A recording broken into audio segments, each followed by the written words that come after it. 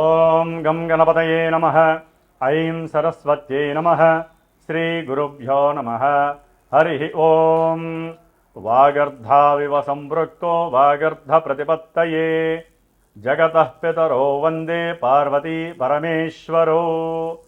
ఓం జ్ఞానానందమయం దేవం నిర్మలస్ఫటికాకృతిం ఆధారం సర్వవిద్యానాం శ్రీహయగ్రీవముపాస్మహే. ఓం ఆదిత్యాయ చ సోమాయ మంగళాయ బుధాయ చ గురుశుక్రశనేభ్యశ్చ రాహవే కేతవే నమో నమః. నవగ్రహ దేవతాయే నమః. వీక్షిస్తున్నటువంటి ప్రేక్షకులందరికీ కూడా శ్రీ పరాభవనామ సంవత్సర శుభాకాంక్షలు. ఈ అంతరిక్ష జ్ఞానాన్ని ప్రసాదించినటువంటి మా యొక్క గురుదేవతలకి అట్లాగే పార్వతీ పరమేశ్వరులకి కూడా నవగ్రహాలకి నమస్కరిస్తూ, మరి ఈ పరాభవనామ సంవత్సరంలో మానవాళందరికీ కూడా, జీవరాశులందరికీ కూడా ప్రకృతి ద్వారా ఎన్నో విశేషమైనటువంటి శుభాలు జరగాలని, ఆయుర్వృద్ధి, ఆరోగ్యము, ఐశ్వర్యవృద్ధి జరగాలని, అనుకున్న ప్రతి కార్యక్రమం కూడా మానవాళికి శుభప్రదం కావాలని, అట్లాగే ఈ పరాభవనామ సంవత్సరంలో మరి నవనాయకుల్లో చూసినట్లయితే మనకి రాజుగారిగా గురుడు ఉండటం, ఆ గురుడికి రాజు పదవి లభించటం, అట్లాగే కుజుడికి మంత్రి పదవి, సేనాధిపతిగా చంద్రుడికి, అట్లాగే మేఘాధిపతి అర్ఘాధిపతిగా కూడా చంద్రుడికి 3 పోర్ట్ఫోలియోస్, అట్లాగే శుక్రుడికి 1 పోర్ట్ఫోలియో, బుధుడికి 1 పోర్ట్ఫోలియో లభించినాయి. శని భగవానుడికి మాత్రము ఎటువంటి అధికారము లభించలేదు. ఏది చూసినా కూడా నవనాయకుల్లో విశేషముగా ఎక్కువ మందికి శుభగ్రహాలకి ఆధిపత్యం లభించటం వలన శుభాలే కలగటానికి అవకాశం ఉంది. అట్లాగే వర్షలగ్న కుండలి ప్రకారము మీనలగ్నమైంది, జగర్లగ్న కుండలి ప్రకారము మిథున లగ్నమైంది. కాబట్టి ఈ అధిపతులు పరంగా చూస్తే కనుక బుధగురుడు కాబట్టి ఎవరైనా సరే మన యొక్క ప్రపంచంలో మన దేశాలని, రాష్ట్రాలని పరిపాలించేటటువంటి నాయకులందరూ కూడా అఖండమైనటువంటి జ్ఞానశక్తిని పెంచుకొని, బుద్ధిని, వాక్కుని జాగ్రత్తగా సంభాషణ చాతుర్యంతో మాట్లాడుకొని, ఎటువంటి యుద్ధాలు, భయాలు కూడా దేశంలో ఉన్నటువంటి, ప్రపంచంలో ఉన్నటువంటి జీవరాశులకి కానీ మానవాళికి కానీ ఎటువంటి అవరోధాలు, ఆటంకాలు కలగకూడదని మనందరం కూడా ఆ సుబ్రహ్మణ్యేశ్వరుణ్ణి ప్రార్థించిస్తూ, ఈ ఉగాది పర్యంతము కూడా దాదాపుగా జూలై ఎండింగ్ వరకు కూడా కాలమాన చక్రంలో సింహరాశిలో ఉన్నటువంటి కేతువు, కుంభరాశిలో ఉన్నటువంటి మరి రాహుగ్రహాల మధ్య గ్రహాలన్నీ కూడా కాలసర్పయోగ దోషాన్ని విలోమ పరంగా అనుభవిస్తున్నాయి. కాబట్టి ఈ మధ్యలో ఎన్నో రకాలైనటువంటి ఇబ్బందులు, ముఖ్యంగా ఉగాది తర్వాత మరి ఏప్రిల్ నెల మొత్తము కూడా మే 10వ తేదీ వరకు మరి రాశిచక్రంలో మీనరాశిలో కుజశనులు కలిసి ఉండటము అనేక రకాలైనటువంటి భయాందోళనలు, ప్రమాదాలు, అట్లాగే జల సునామీలు, యుద్ధ భయాలు కూడా ఆవరించి ఉంటాయి. కాబట్టి హనుమంతుల వారి యొక్క అనుగ్రహము మనందరికీ కలగాలని అందరూ కూడా ఆ 45 రోజులు కూడా ఎట్టి పరిస్థితుల్లో శ్రీరామ రక్షా స్తోత్రాన్ని, శ్రీరామ మంత్ర జపాన్ని, అలాగే హనుమాన్ చాలీసా పారాయణ ఎంతవరకు ఎక్కువగా అవకాశం తీసుకుంటే రోజు మొత్తంలో 5 సార్లు, 11 సార్లు, ఒక్కసారైనా సరే అందరూ కూడా మన యొక్క సనాతన ధర్మాన్ని ఆచరించే హిందుత్వం ఉన్నటువంటి వారందరూ కూడా తప్పకుండా జపించండి. సమస్త మానవాళికి, జీవరాశులకి, ప్రకృతికి ఎటువంటి విరోధాలు కలగకుండా రాజులందరూ కూడా సుభిక్షంగా ఆలోచిస్తూ మనందరినీ కూడా కాపాడే శక్తిని హనుమంతుల వారు ప్రసాదిస్తారు.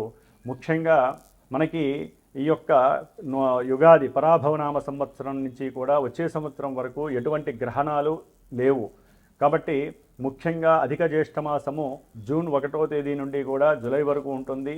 జూన్ 1వ తేదీన 2వ తేదీన మనకి యమునా నది పుష్కరాలు ప్రారంభమవుతున్నాయి అధిక జ్యేష్ఠమాసంలోనే. అట్లాగే జూలై మాసంలో కూడా మనకి 15వ తేదీ వరకు కూడా నిజ జ్యేష్ఠ మాసంలో విశేషమైనటువంటి వివాహ శుభముహూర్తాలు, గృహప్రవేశాలు ఉంటాయి. జూలై 15 నుంచి కూడా మరి గురుమూఢమి, అలాగే అక్టోబర్ 19 నుంచి కూడా 1 నెల మాసము శుక్రమూఢమి కూడా కలుగుతున్నాయి యుగాది సంవత్సరంలో. కాబట్టి ఏదైనా సరే శుభకార్యాలు చక్కగా ఈ గురుమూఢమి, శుక్రమూఢమి లేకుండా మంచి సమయాల్లో అనుభవిస్తే చాలా మంచిది. ముఖ్యంగా ఈ యుగాది నామ సంవత్సరంలో మేషాదిగా మీనరాశి పర్యంతం వారికి, అశ్విన్యాది రేవతీ నక్షత్రం వారికి కూడా రాశుల ప్రకారం ఎవరి రాశి ప్రకారము ఏ ఏ గ్రహాలు, ముఖ్యంగా మేషరాశి నుంచి మిథున రాశిలో ఉన్నటువంటి గురువు జూన్ 1వ తేదీ వరకు ఆయన అక్కడే సంచరిస్తూ, జూన్ 2వ తేదీ నుండి కూడా అక్టోబర్ 31వ తేదీ వరకు కూడా ఉచ్చస్థిత రాశి అయినటువంటి కర్కాటక రాశి మిత్ర రాశిలోనూ ఉంటూ, అట్లాగే ఆయన 5వ రాశి అయినటువంటి సింహరాశిలో నవంబర్ 1వ తేదీ నుండి జనవరి 25 వరకు కూడా రుజుమార్గంలో ఉండి, జనవరి 25 నుంచి జూన్ 15, 16 వరకు కూడా మరి మళ్ళీ వక్రించి కర్కాటక రాశిలో సంచారం చేస్తూ ఉంటారు. కాబట్టి గురువు యొక్క అతిచార సంచార ప్రభావం వలన ఎన్నో రాశుల వారికి 3 విధాలైనటువంటి ప్రభావాలు, మంచి చెడులు జరగడానికి అవకాశం ఉంటుంది.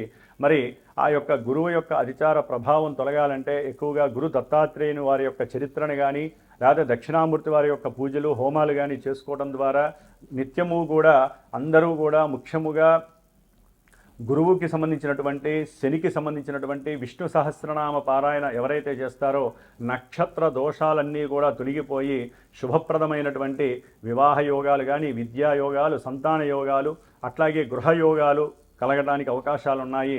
ముఖ్యంగా మరి ఈ ఉగాది పరాభవనామ సంవత్సరంలో ద్వాదశ రాశుల వారికి ఏ రాశుల వారికి ఏ విధంగా ఉంటుందో తెలుసుకునే ముందు మరి ఒక్కసారి గురువు యొక్క నామస్మరణం. ఓం గురవే సర్వలోకానాం భిషజే భవరోగిణాం నిధయే సర్వ విద్యానాం శ్రీ దక్షిణామూర్తయే నమో నమః. మిథున రాశి ఈ పరాభవనామ సంవత్సరంలో మిథున రాశి వారికి గ్రహాల యొక్క స్థితిగతులను అనుసరించి ఈ సంవత్సరం అంతా ఏ విధంగా ఉంటుంది, వారికి సంబంధించినటువంటి ఆదాయ వ్యయాదులు ఏ విధంగా ఉంటాయి, అసలు ఈ మిథున రాశిలో ఉన్నటువంటి నక్షత్రాలను కనుక గమనించినట్లయితే మృగశిర నక్షత్రము 3, 4 పాదాల వారు, ఆరుద్ర నక్షత్రము 1, 2, 3, 4 పాదాల వారు, అట్లాగే ముఖ్యంగా పునర్వసు నక్షత్రము 1, 2 పాదాల వారు. అంటే ఈ నక్షత్ర సముదాయంతో కూడినటువంటి మిథున రాశి వారికి ఈ సంవత్సరం అంతా కూడా మరి ఈ గురు మహానుభావుడు తన యొక్క అతిచారత్వ దోష ప్రభావం వలన 3 రాశుల్లో మారుతూ 4 నెలలకు ఒకసారి ఎన్నో రకాలైనటువంటి విచిత్ర అనుభవాలను కలుగజేస్తూ ఉంటాడు. ముఖ్యంగా వీరికి మిథున రాశి వారికి జన్మ రాశిలో ఉన్నటువంటి గురు మహానుభావుడు గురుడు యొక్క వేధాదోషం వలన ఆరోగ్యపరంగా కొన్ని ఇబ్బందులు కలగటము, బంధువులతో మాట్లాడిన ప్రతి మాటకి లేకపోతే దంపతుల పరంగా కూడా మాట పట్టింపుల వలన దోషము కలుగుతుంది.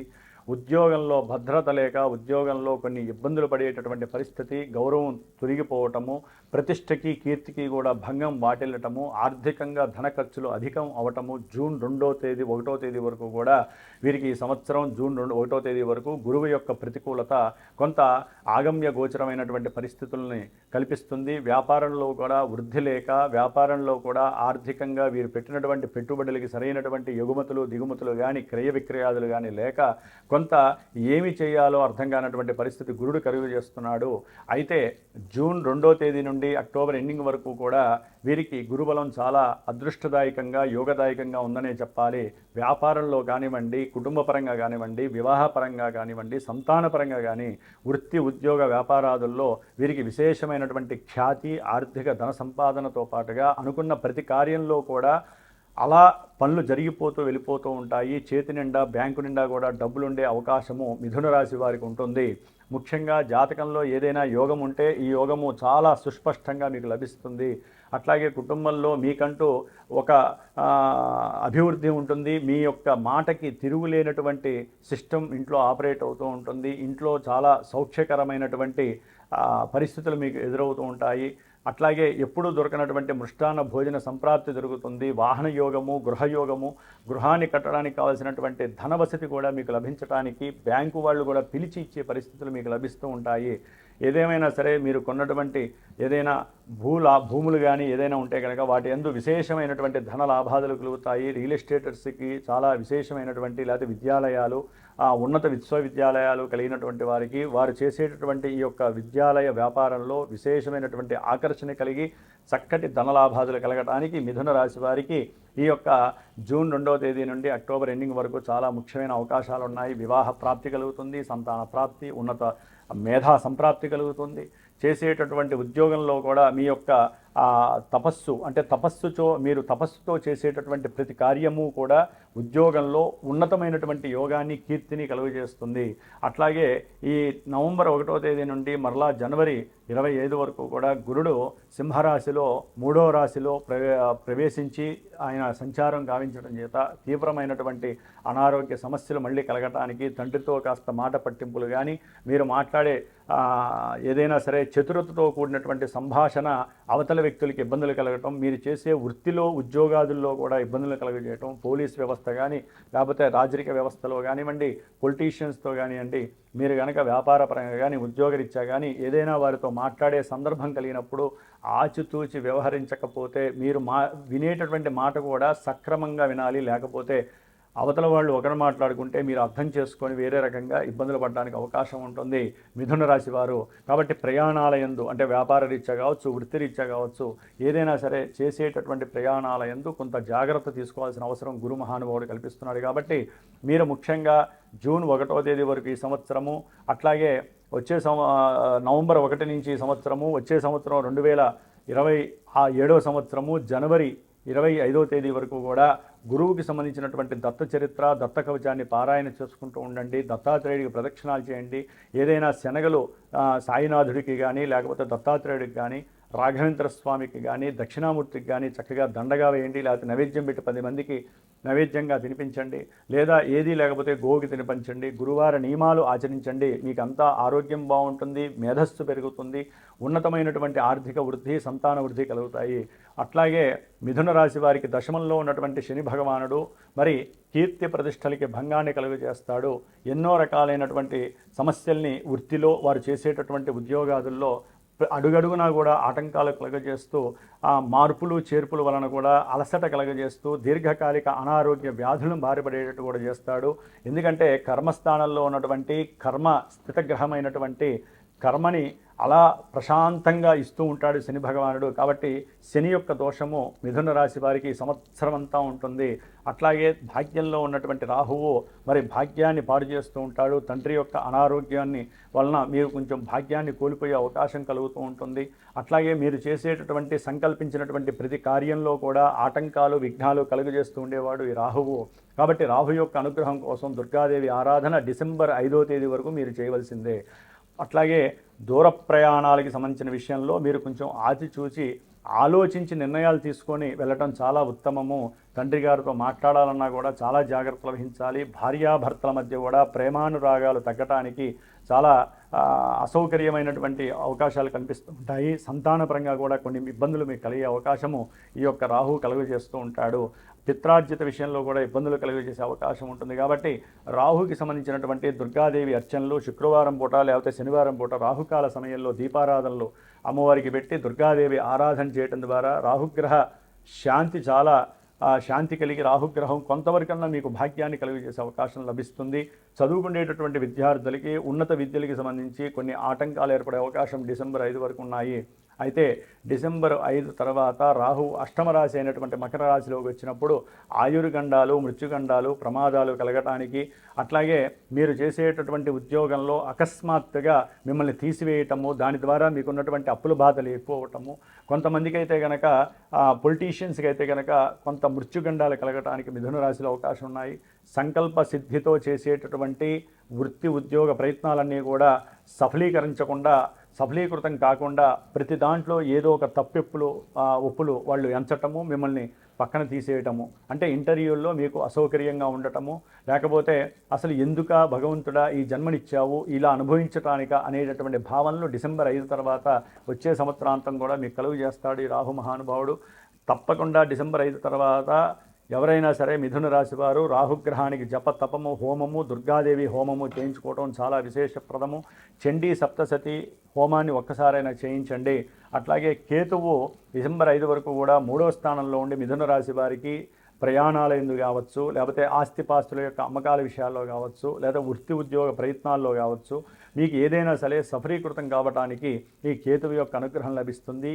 మీరు ఎప్పుడైనా సరే ఏదైనా ప్రయాణం చేసినా, ఉద్యోగం ఏదైనా ఓరల్గా ఉద్యోగానికి ప్రిపేర్ అవ్వాలనుకున్నా, వ్రాత పరీక్షల్లో కానివ్వండి, ముఖ్యంగా ఎవరితోనైనా మాట్లాడేటప్పుడు ముందుగా మనసులో ఒక 11 సార్లు ఓం గణపతయే నమః, ఓం గణపతయే నమః, ఓం గణపతయే నమః అని నామస్మరణ చేసుకుని మాట్లాడితే విల్ పవర్ మీకే వస్తుంది, కేతువు యొక్క అనుగ్రహం లభిస్తుంది. ఎందుకంటే డిసెంబర్ 5 తర్వాత కేతువు ద్వితీయ రాశి అయినటువంటి కర్కాటక రాశిలో వచ్చినప్పుడు మిథున రాశి వారికి ఎన్నో రకాలైనటువంటి ఆర్థిక సమస్యలు, తల్లిగారి యొక్క అనారోగ్య రీత్యా మీకు ధన నష్టము, చదువుకునేటటువంటి విద్యలో కొంత నిర్లిప్తత కలగటము, మాట్లాడే ప్రతి మాట జారిపోవటము, ఆ నోరు జారటం వలన మీకు ఎన్నో రకాలైనటువంటి అసౌకర్యకరమైన పరిస్థితులు, మీ కీర్తి భంగం కలగటము, అట్లాగే నమ్మి ధనాన్ని నష్టపోవటము, భూమి గృహాదుల్లో కొంచెం ధనం పెట్టుబడి పెట్టేటప్పుడు కానీ, ఇంటి నిర్మాణం చేసేటప్పుడు కానీ, వాహనాలందు ప్రయాణం చేసేటప్పుడు మాత్రము ఈ యొక్క మిథున రాశి వారు డిసెంబర్ 5 తర్వాత వచ్చే సంవత్సరాంతము చాలా జాగ్రత్తగా ఉండాలండి. అట్లాగే రాహుకేతులకి జపాలు చేయించి సుబ్రహ్మణ్యేశ్వర పాశుపత హోమాలు కానీ, మీరు మాత్రము సుబ్రహ్మణ్యేశ్వరుడికి సంబంధించినటువంటి అష్టోత్తరాన్ని ప్రతినిత్యము ఆరాధించడం ద్వారా అష్టమంలో ఉన్నటువంటి రాహువు, ద్వితీయంలో ఉన్నటువంటి కేతువు యొక్క ఉపశమనం కలుగుతుంది. ముఖ్యంగా ఈ యొక్క మిథున రాశిలో ఉన్నటువంటి గ్రహస్థితిని కనుక గోచారంలో చూసినట్లయితే ఈ సంవత్సరం అంతా కూడా ఒక్క కేతుగ్రహము కొంతవరకు అనుకూలించినా కూడా సంవత్సరం మొత్తం కూడా ఈ 4 గ్రహాలకి మీరు జపతపాదులు నిత్యము ఏదో ఒక దైవాన్ని ఆరాధించుకోవటము, ముఖ్యంగా గణపతి ఆరాధన, సుబ్రహ్మణ్య ఆరాధన మీకు విశేషమైనటువంటి భోగాలని, విద్యలని, సంతాన యోగాదుల్ని, వాహన యోగాదుల్ని, గృహ నిర్మాణాలని చేపట్టే అవకాశము, ప్రయాణాల్లో ఆటంకాలు, మృత్యు ప్రమాదాలు లేకుండా చేసే అవకాశము ఈ ఇద్దరు దేవతలు మాత్రమే మీకు ఇస్తారని గుర్తుపెట్టుకోండి. కాబట్టి హనుమాన్ చాలీసా నిత్యం చదవడం ద్వారా ఉద్యోగంలో మార్పులు లేకుండా, ఉద్యోగాదుల్లో మీకంటూ కీర్తి ప్రతిష్టలు భంగం వాటిల్లకుండా ఉండే అవకాశము, హనుమంతుల వారు మీకు రక్షగా ఉండటానికి అవకాశం ఉంటుంది. అయితే ఈ యొక్క గోచార ఫలితాలను బట్టి ఎవరూ కూడా ఇదే మాకు జరుగుతాయని చెప్పి అనుకోకండి. ఒకవేళ ఇవి జరుగుతున్నా, ఇవి జరగని వారు కానివ్వండి, ఏదైనా సరే మన జన్మజాతకం, మనం పుట్టిన సమయంలో ఉన్నటువంటి లగ్నము, దశలు, అంతర్దశలు ప్రభావితం బట్టి గోచారంలో ఆ దశానాథుడు, అంతర్దశానాథులు ఉన్నటువంటి స్థానాన్ని బట్టి ఈ యొక్క గ్రహాలు ఇచ్చేటటువంటి ఫలితాలు ఆధారపడి ఉంటాయి. కాబట్టి ఈ సంవత్సరంలో ఎవరైనా సరే తప్పకుండా సరే వారి యొక్క జన్మజాతక విశ్లేషణని మీకు ఇష్టమైనటువంటి గురువు ద్వారా చక్కగా చూపించుకోండి. ఏదైనా జాతకంలో దోష పరిహారాలు, విద్యా ఆటంకాలు కానివ్వండి, వివాహం కాని వాళ్ళు, దాంపత్యంలో వియోగాలు కలుగుతుండి, కోర్టు సమస్యలు, గృహ ఆక్యుపేయింగ్, ఎవరైనా అక్రమార్జన చేసినటువంటి వాళ్ళు, ఆక్యుపై చేసి ఇబ్బందులు పెడుతున్నటువంటి వాళ్ళు, విద్యలో ఆటంకాలు కలుగుతుంది, అపమృత్యు దోషాలు కలుగుతుంది. ఎందుకంటే జన్మజాతకంలో మనకి ప్రతిదీ ఈవెంట్ వైజ్ కనిపిస్తుంది, గోచారంలో అది అద్దంలో మాత్రమే కనిపించేటటువంటి అవకాశం ఉంటుంది. కాబట్టి ఎవరైనా సరే జన్మజాతకాన్ని అనుసరించి వారి యొక్క గ్రహదోషాలని నివృత్తి చేసుకోండి. ఈ యొక్క సంవత్సరం మిథున రాశి వారు చాలా ఆనందంగా ఉండటానికి ప్రయత్నం చేయాలి. ఆదాయ వ్యయాలు కానీ, రాజపూజ్య అవమానం కానీ మీరు అనుకూలంగా చేసుకునే ప్రయత్నంలో మీరు ఉండాలి. ఓం నమో నారాయణాయ నమః.